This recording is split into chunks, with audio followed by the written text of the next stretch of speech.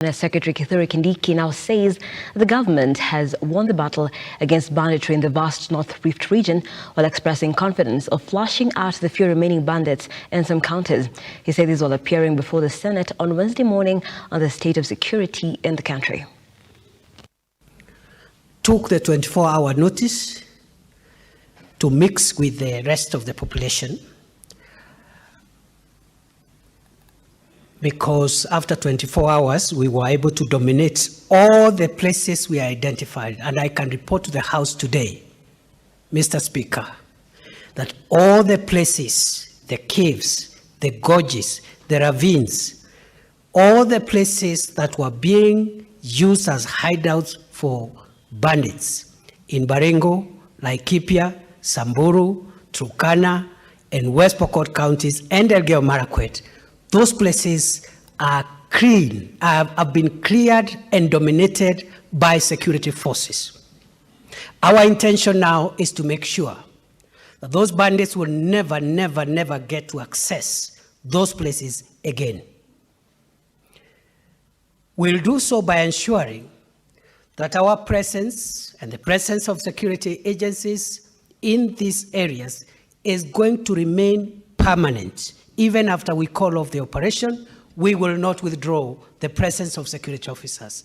They will dominate those areas and make it impossible for bandits to retreat to the Corcoran Hills in Baringo, Tandare Valley, the Pura Valley, Malaso Escarpment, and all the gorges and caves that were identified.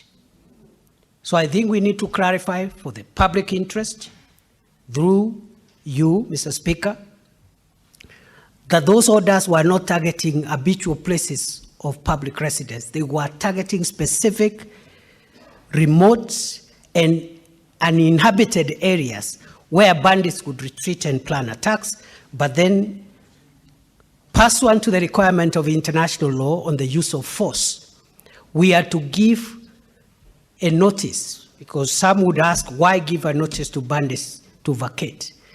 The target was not on bandits. In fact, we did not expect them to vacate.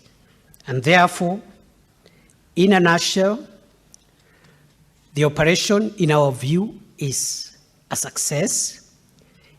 We have learned in the last 2 months there are still gaps. We are going to seal the gaps. We will stay there as long as it takes.